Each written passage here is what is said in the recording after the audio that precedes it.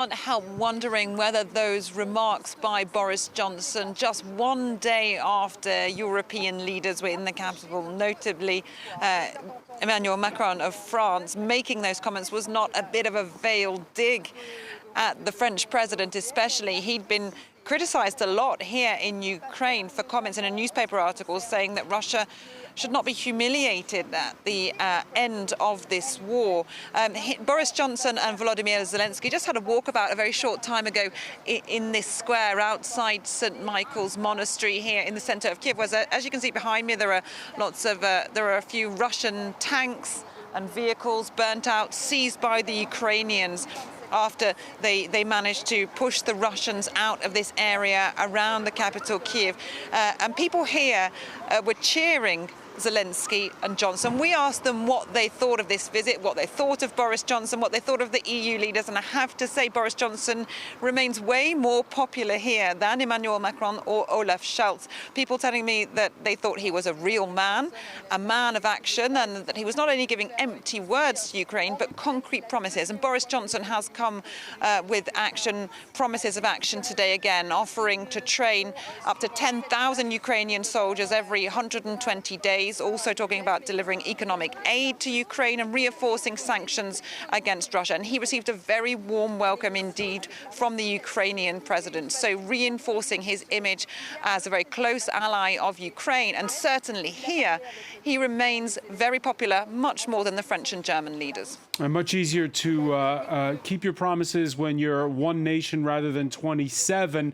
Of course, the EU has made good on one of its promises, those three leaders, which is they took the case to Brussels. And this Friday, we heard the Commission announce this fast tracking of the candidate process for Ukraine to join the bloc.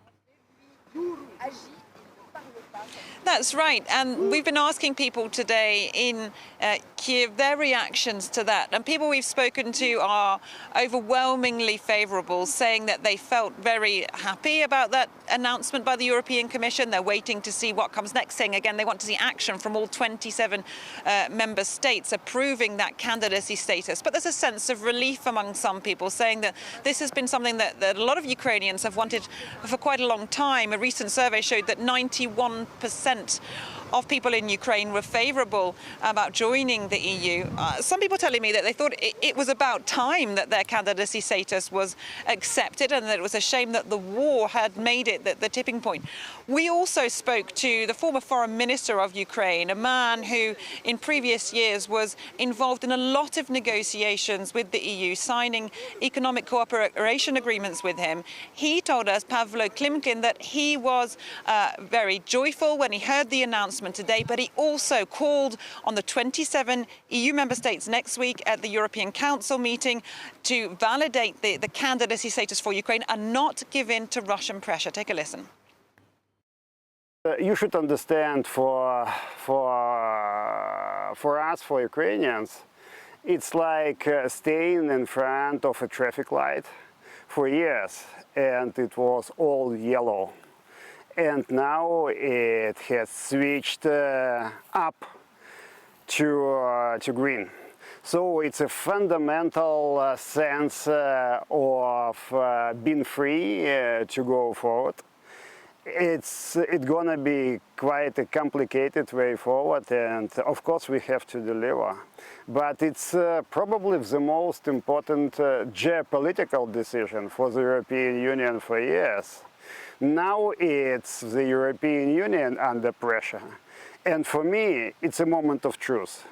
Whether the EU is resilient enough, tough enough, bold enough to play a real geopolitical game, whether the EU is up to its values or not. So fundamentally, it's a moment of truth, and it's very important.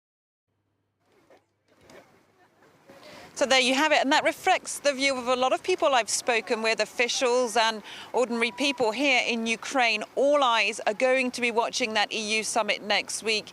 They say they really have high hopes that their candidacy status will be validated, and that if so, it will mark a huge symbolic turning point for them, a real sign that the direction of travel for Ukraine is towards Europe and not towards Russia.